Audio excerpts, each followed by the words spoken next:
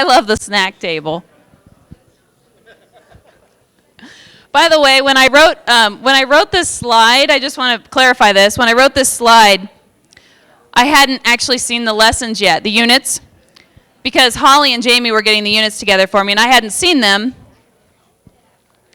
So when I asked those last questions, can these assessments be used for the body of evidence, meaning they meet the quality criteria that Sina talked about, or are they world class? I hadn't seen them yet.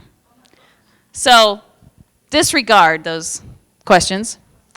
But hopefully you will receive assessments where teachers are coming to you and saying, do these meet the quality criteria so that I can count this in my balanced assessment standard 6, and then you'd be looking at that. But in these cases, they were sort of redundant questions. Okay, so I'm going to invite Jamie up. She's being such a good sport here. And she's going to represent the teacher. Crystal Starr, yeah. Yes, Crystal wrote the solar system unit. And I need an elementary principal who feels pretty confident having a conversation with Crystal Starr about this unit. And remember, we're only talking about standards 1 and 2 for sight, with an emphasis kind of on 2, but we just need somebody who would like to visit with Crystal about her unit after she emailed that principal and asked for your help.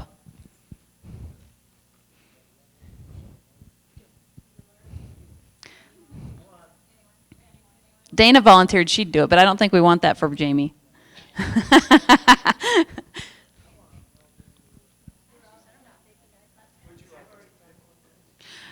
It sounds like the elementary directors are going to pick if nobody volunteers.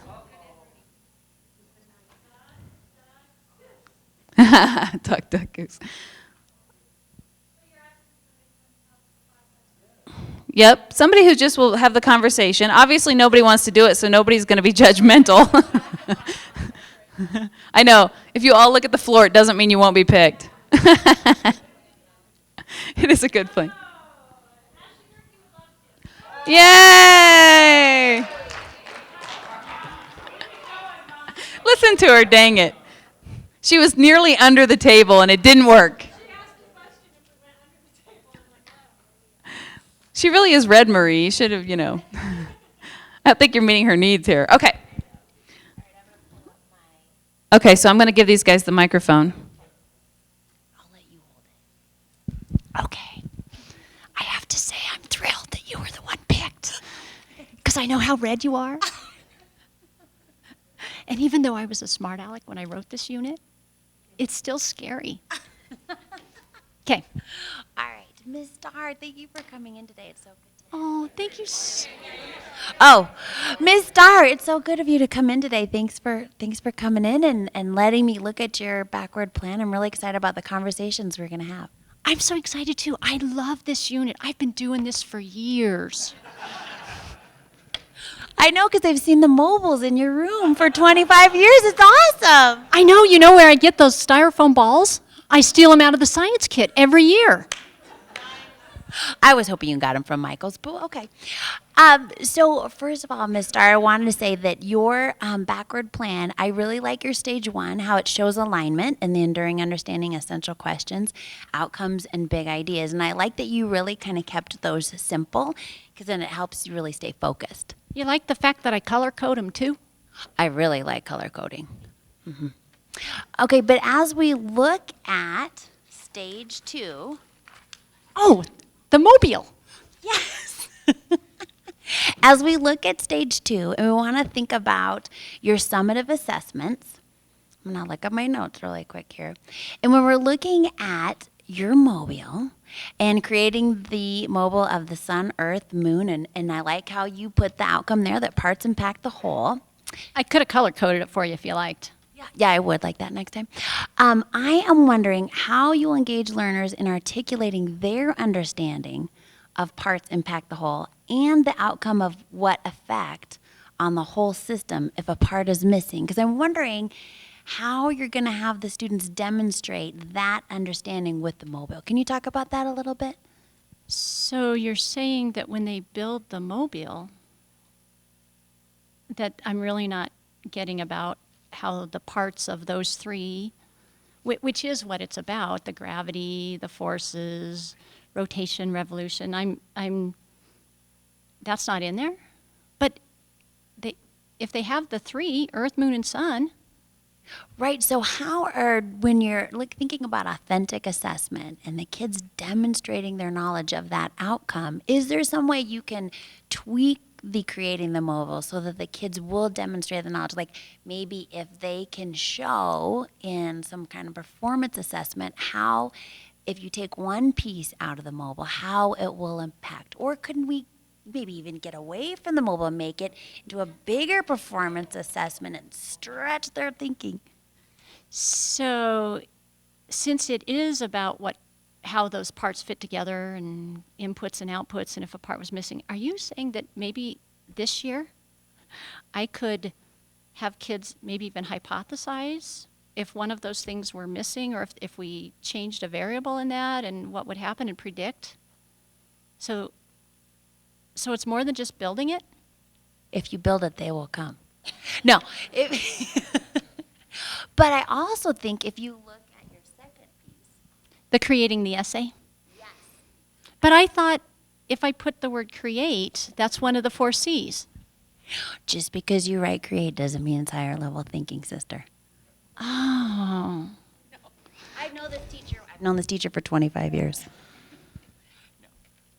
But when you look at what I think, when you really look at stretching your thinking around the mobile, that will help you look at the essay piece. Because when I was looking at that essay piece, in what ways can you make it more argumentative in nature? Because at this time, it really kind of looks like an explanation of the impact. But can you think of a more authentic audience for the writing experience? Could the kids be Galileo or somebody in the 14th century, and you're trying to convince them about the solar system, so they really have a true understanding of how those parts impact the whole, and then they need to argue to someone? Or do they need to argue to NASA? Or do they need to argue, So I'm having an epiphany here that I have explain, and my big idea is about argument, and I have argument over here, and when I'm explaining it, there's no argument. Is that what you're telling me? Right on, sister. So one of the things that I hear you saying is I need to think about, really I have to go back to my enduring understanding. And it's not just about being able to get the styrofoam balls out and hang them. And it's more about stretching the students' thinking about the parts impact the whole. And the vehicle I'm using to get them to that understanding is the Earth, the Moon, and the Sun.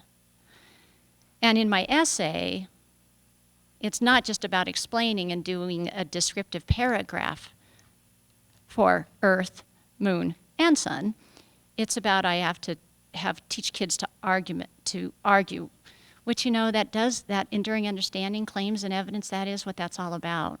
Right, and it brings you right back to your enduring understanding, essential questions, and outcomes. And then they would be really more aligned. Oh, you keep using that word alignment.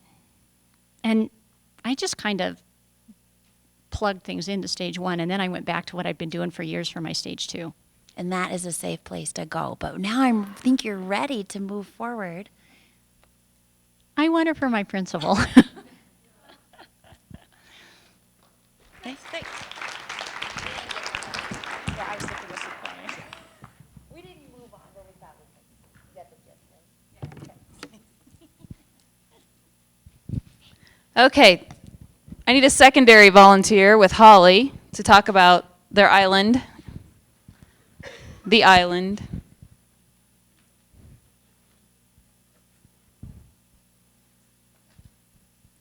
While we're thinking about that, because I know Mark and Steve would be happy to pick. While we're thinking about that, what other things maybe would you have mentioned that maybe weren't mentioned to the teacher? Just curious, what other things that you saw in the solar system piece that you thought, when I met with this teacher, I would definitely bring up this?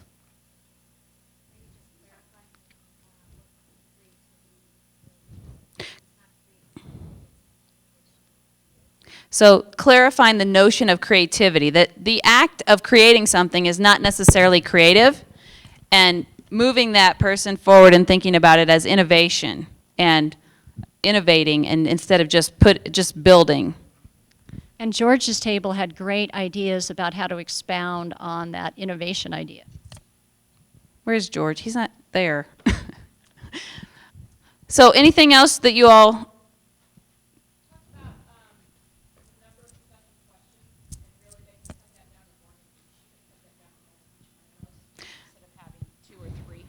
So the fact that there are probably more essential questions than necessary, that they could really just focus on the big ones. Yes. Well, and once the teacher had her epiphany, then go back and say, all right, now let's talk about the rubric. So as you think through, once that teacher had the epiphany, now let's go back and let's talk about what a new rubric would look like and what those key components would be, and let's start at the top and work our way backwards with what a 4 should be based on what your new thinking would happen. Right, so after the teacher seems to be rolling with a new idea, really drilling down into, well, tell me what you think that rubric might look like, you know, so that you can see if they're really going to track.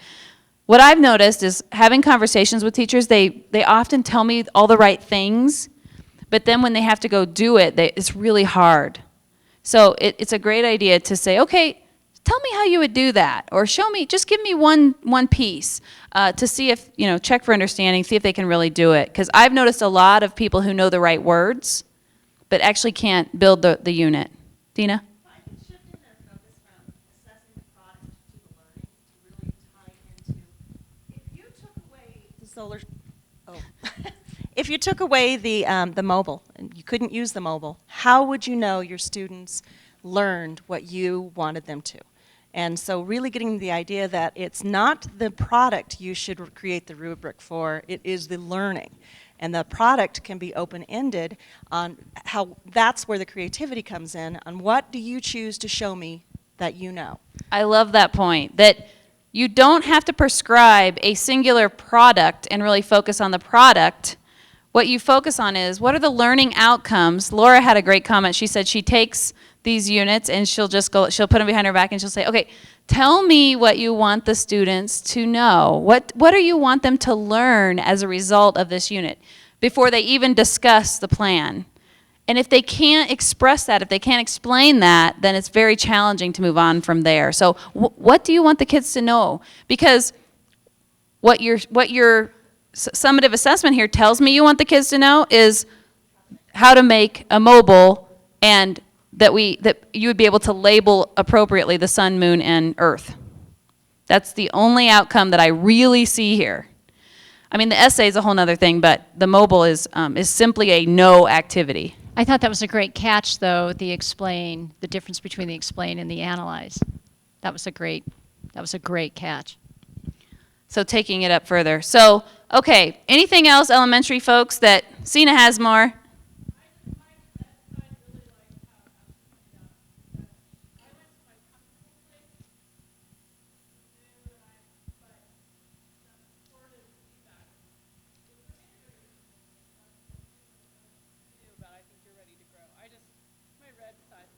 So Sina's red cup is full because Ashley said, you know, it's okay to start with your comfortable place, and then let's move from there. It's okay, that's good. That she honored the person and all the work that they were attempting to do on the unit. So Sina liked the red part. I thought she was going to talk to us about assessments. I can't believe it, Sina. You talked to us about redness. Always throwing a curveball. Okay. Anything else about that particular one?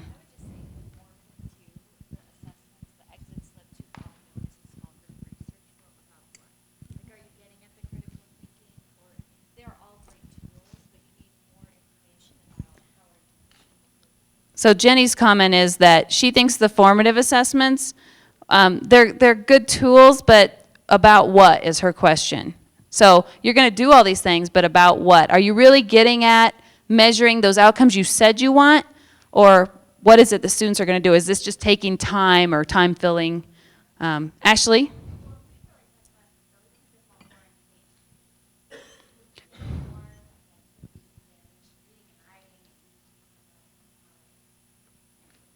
So Ashley feels like that's really a stage 3 thing. And I often struggle with this in writing my own because I put my formative assessments in both stage 2 and 3.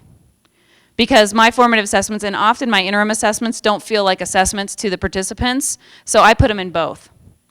Because a really great interim assessment doesn't feel like a test. It gives me the feedback I need to know whether or not you can move forward on the outcomes I've set, but it doesn't feel like a test to you, it feels authentic. Like get on, try to ride the bike. It doesn't feel like a test, but I'm seeing how you're doing. Okay. Secondary people, you've had all this time to think, rehearse. Sid, are you ready?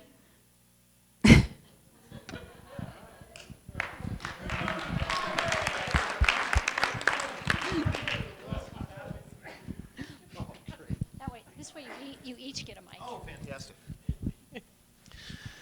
All right. Hulse, thanks for meeting with me. Do you mind if I call you Sista? It's kind of a trend in the district right now. I'd feel better about that. Let's kind of take a look a little bit at our plan here, and I know that we're really kind of you're wanting some feedback and asking me particularly about the kind of the big enchilada, how you're going to measure what you want kids to collect. But I want to kind of see if you'd back up with me a little bit, and let's kind of start from the beginning of the big idea and move that direction. So talk to me about you've got 2 enduring understandings. Relationships create patterns, and diverse perspectives contribute to exploration. Wow, big stuff. What are you getting at there? I'm really excited about this because it's all about relationships between culture and geography. Okay. Like where people settle, why they settle, and how they change the geography or use the geography of that area. Really nice. So in a sense, patterns is the cultural patterns, the interactions, the human stuff, and the relationships of the geography and how those interact. Okay, Yeah, great. yeah. What the second one? Diverse perspectives contribute to exploration. Talk to me. What are you getting at there? So I'm thinking culture there too. Okay. So how that perspective might contribute to the exploration of areas. So, kind of geography, but why I'm looking to Yeah. maybe move or to migrate or to change where I'm at. Okay, so some pretty profound questions. Yeah. I'm so excited about this. Absolutely. I mean, this is big time stuff, It's and big we're stuff, asking and the kids kids to love it. to become citizens of the world. In a sense, what Yeah. does it mean to be placed in this world? What might that mean to find myself in a cultural context, or to possibly move to a different cultural context? Absolutely. Okay, Yeah. so with that, then talk to me about your essential questions. What you're really going to be asking kids to chip away at. So when you look at these, I want to know how people define themselves, because that will help the kids get into the culture piece. So Absolutely. they'll understand what culture is, where they are, and how they define themselves in the world. Okay. So maybe that's something I could probably add. Okay.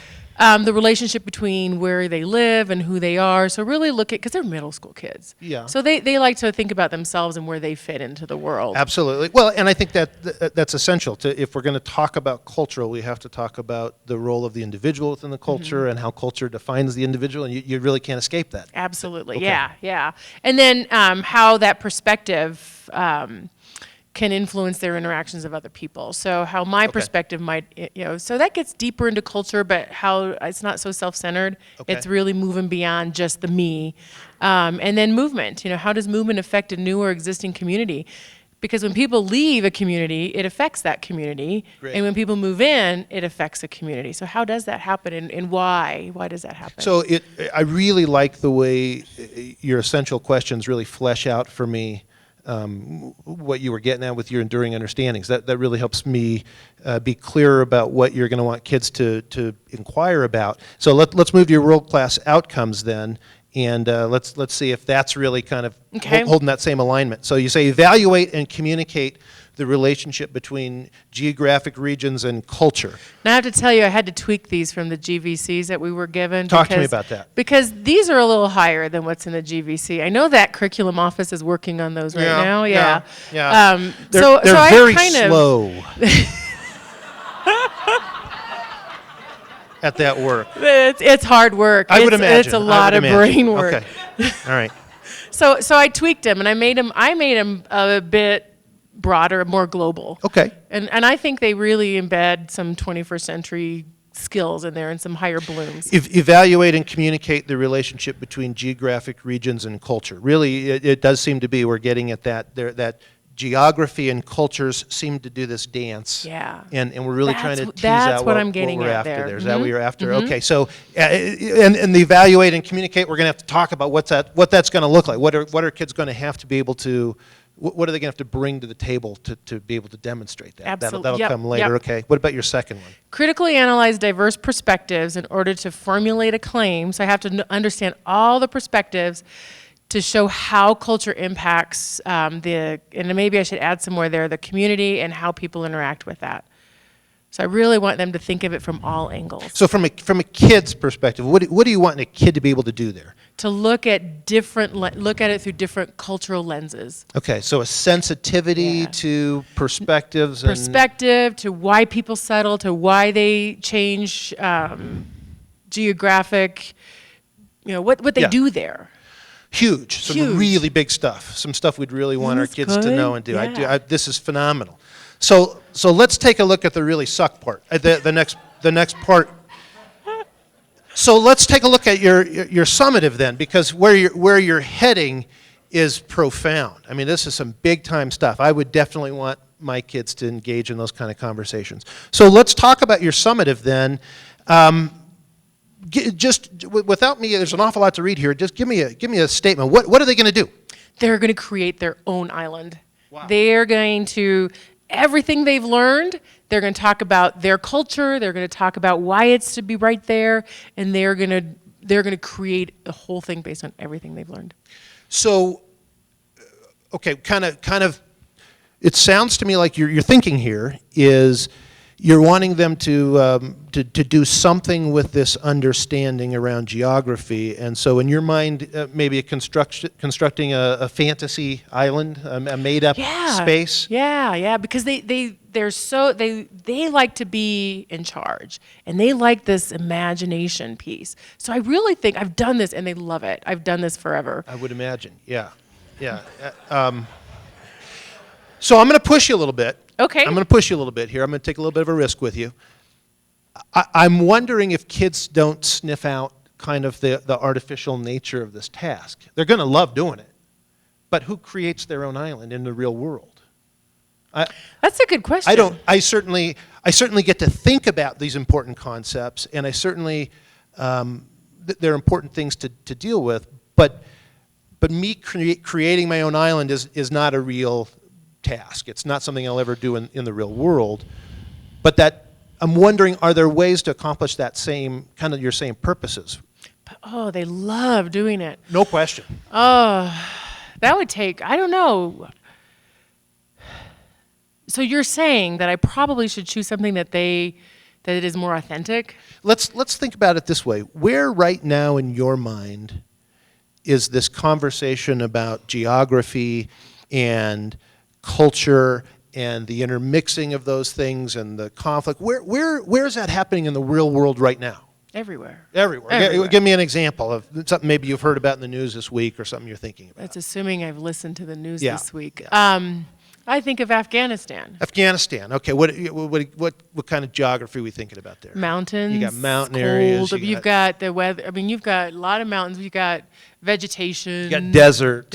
Yeah. You've got a variety. Clash of cultures, right? Big time classical. So suddenly we're having a conversation about something that's real to our world and really important, and that adults are talking about and adults are arguing about, and kids at least could be helped to talk about or enter into that conversation. Then what would my kids do with that? Like, so if it's not create my own island, how would I take that to a real problem?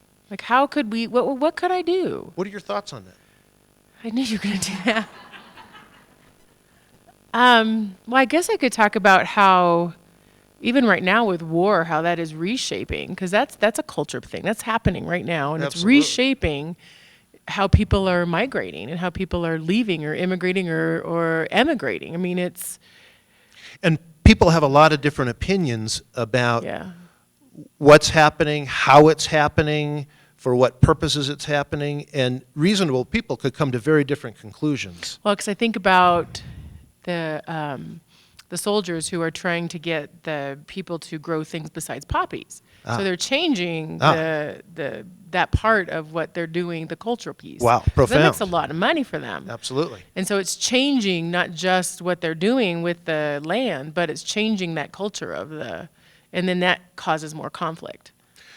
Do you think middle school kids would be? That might be maybe hard, but I think some would get that. I or think they middle could- they school could kids choose, really huh? like to talk and think about drugs. I think you're and, right. And poppies and I the think drug you're right. trade and culture and, And money and yeah, distribution. But they That's could choose. They could choose then. So suddenly you could say, here's some potential directions you could go with this. Those of you who are interested in the poppy industry could go this direction. Those interested in talking about, well, what happens when religions with extraordinarily different assumptions have to live in a shared space together? We could Oh, talk and about that's even Israel, in the U.S. Palestine. though. But even in U.S. Where is it in the yeah. U.S.? Well, you think about the compound, with different religious beliefs, like with all sorts of different places. So I think from our conversation, you have a very clear sense of some ways in which, at a much more authentic level, in a way that's much more probably real world to our kids, and in a way that I think our kids are starving to engage in. And then that goes back to this stuff. What you Yeah. said was really good. Yes, stage exactly. one. The stage one stuff. This is powerful stuff. It's really more a matter of now, how are we gonna ask kids to engage in that? And I really do think the construction of an island, who wouldn't want to do that? But is that really getting you to that dance between culture and geography? You're right. I don't You're know that right. it's really getting you there. Yeah.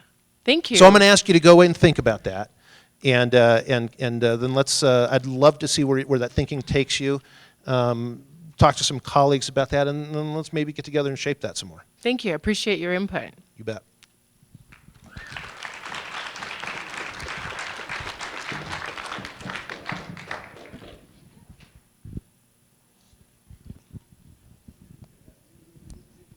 Thank you for volunteering, Sid. Really appreciate that. Secondary folks, anything you would add, subtract, changes, things you would add that you would have visited with Jerry?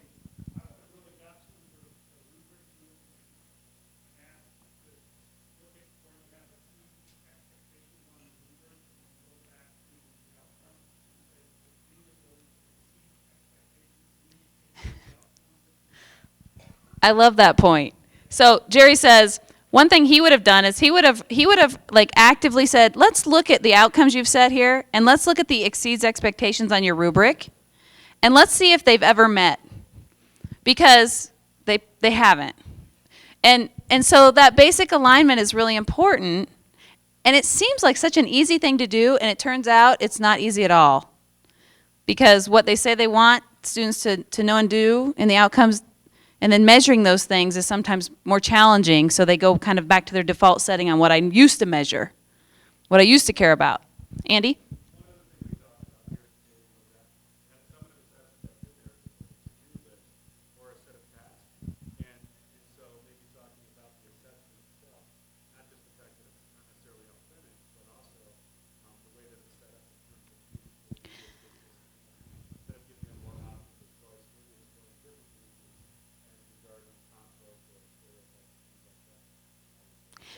So in case you didn't hear that, Andy said that if you look at the list, it's basically a checklist for students. Did I do this? Did I do this? Did I do this? And less about really creating and learning. And so he would want to have a conversation about just the checklist nature of it, and the fact that it's not very high and it doesn't force students into an area of ambiguity that causes them to really wrestle with important topics. It really tells them exactly what to do. So how do you take that up a level too? And I think that we're really used to doing that. I think back to my own rubrics, that's exactly what they said. They were a checklist. I put them on the wall. As long as you have this stuff, do it exactly the way I want. It wasn't open-ended. It was very prescriptive, and that was just the nature of it. So I think that we have a long history of that to overcome in helping teachers understand that it's actually not just okay, but it's great if they add more choice for students. There's lots of ways to accomplish some of these ends, and how great if your students are going about it 3 or 4 different ways that they choose. that apply to them. A parent said to me just, I think yesterday, about some writing item on the TCAP that was about butterflies. And his point was, if they asked my son to write about butterflies, like if it was, why not BMX bikes? You know, I think that we have to remember that when we do these prescriptive activities, that they don't appeal to everybody, and if you can make it more open-ended and still kids are getting to that same place, it's better. Holly?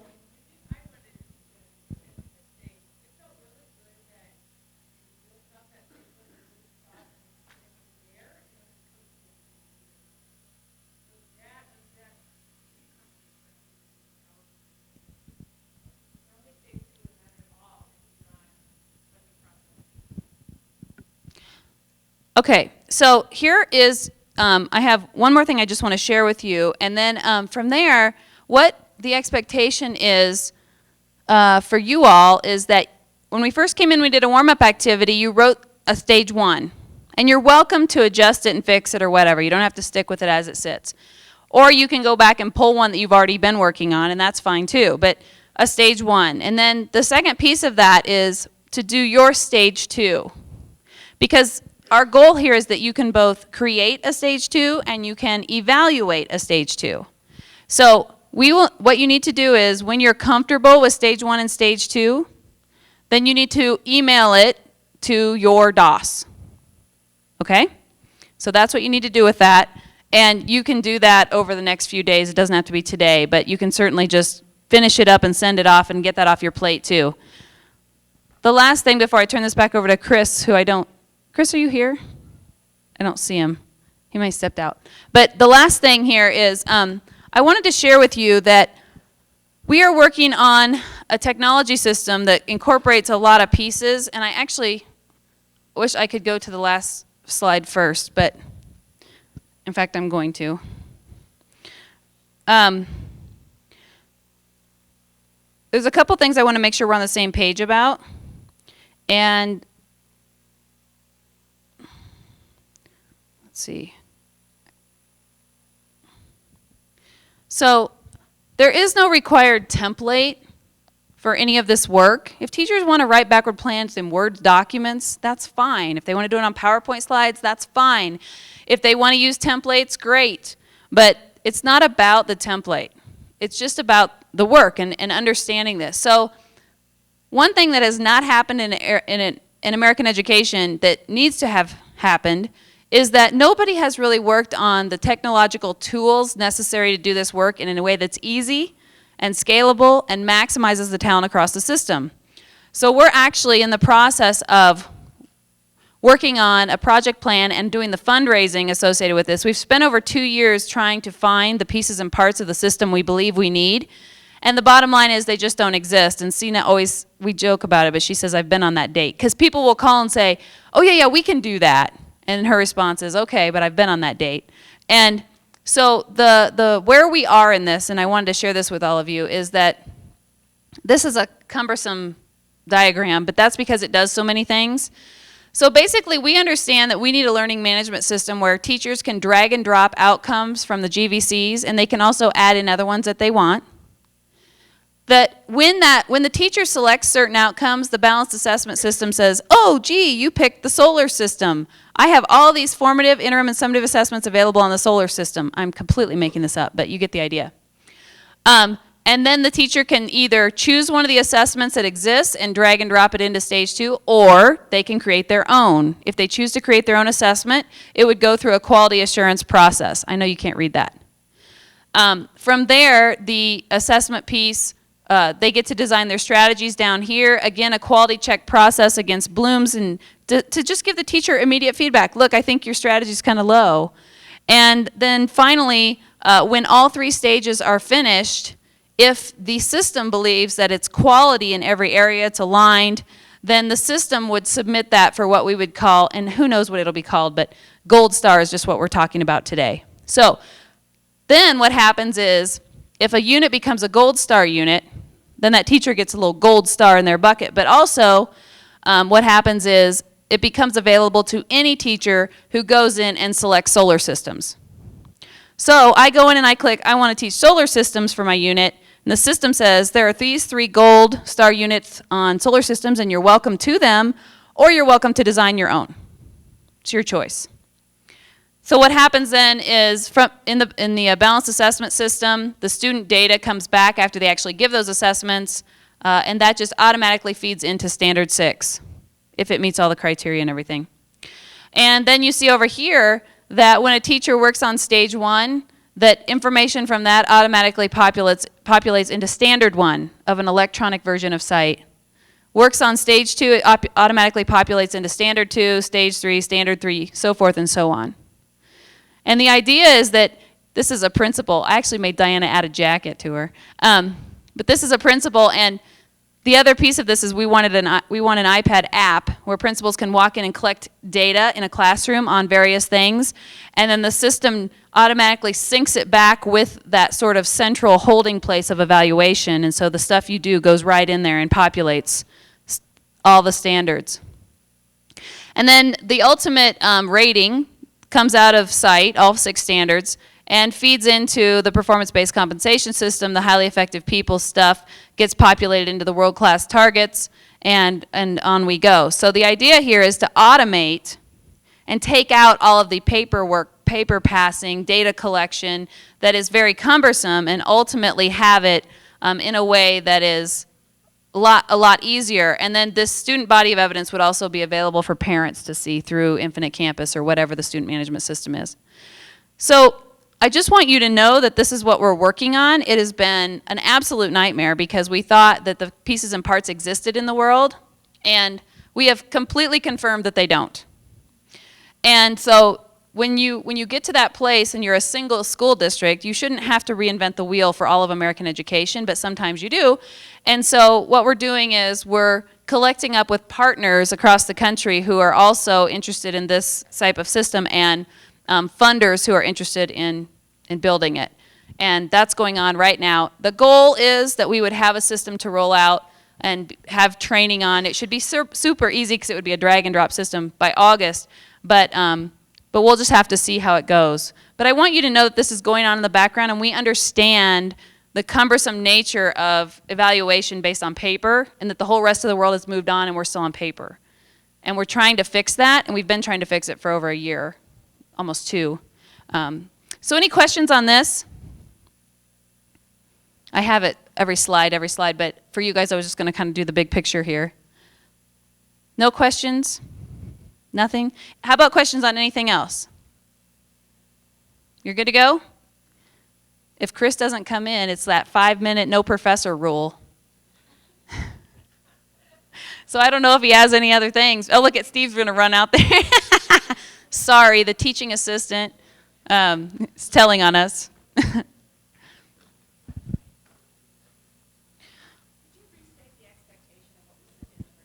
Send into your DOS your individual stage 1 and 2 that you are creating. It can be absolutely similar to what you're doing with Change Agent. The point is that you created it, you were part of. What I don't want you to do is go back and find your greatest teacher and say, I need a stage 1 and 2, please. That is not cool.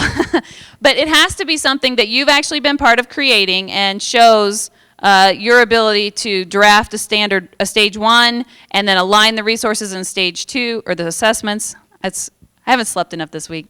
And then also that perhaps our conversation about quality checks will influence that's a hint. So what we're going to do when we get your stuff is we're going to look and see for alignment. We're going to look and see blooms, and then we're going to use Sina's quality checks on your assessments and give you feedback on that. So that's just so you know the whole picture there. Any other questions about that?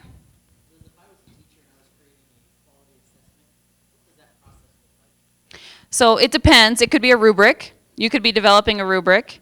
It could be, you could be working on, the interim stuff is really done in groups, so probably not an individual teacher. I suppose, so you would be able to create a quiz, I hesitate to call it that, but you'd be able to create a quiz and use it and populate your stuff. But what wouldn't happen is that quiz would not become available for other teachers to use because we don't want to perpetuate certain things.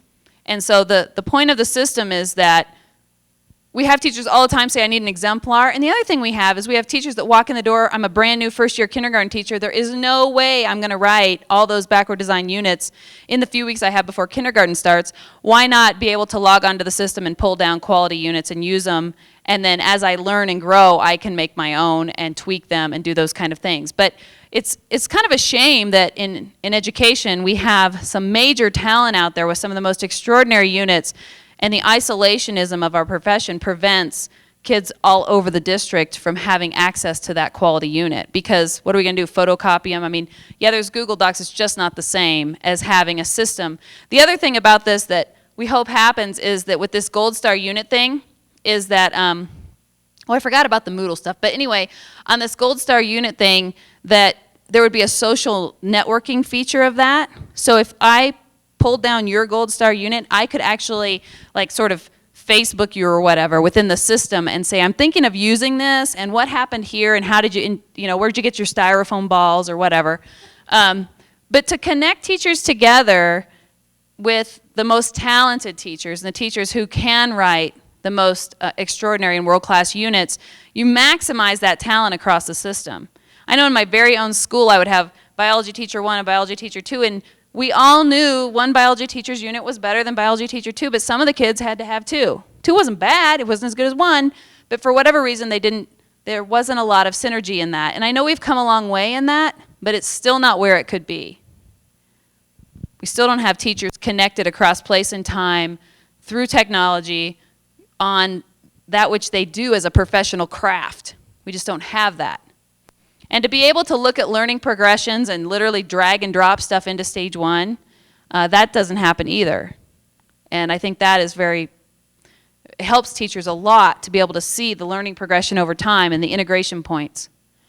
And it's really hard to do it on paper, frankly. Other questions? Okay, did Chris come back in? He's gone. Okay, so I know we have some Tony Wagner visits that are happening, so people have had to step out. But are we good to go, Brian and Marie and Patty and Steve? Okay. I've got a big loud voice, so I forgot to introduce Brian Freeman to this group as the principal of Satellite.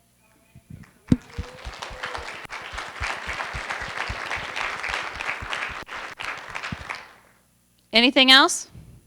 They look like they're good. Okay. Thanks for your time, your energy, and we look forward to having your stage 1, stage 2 emailed in.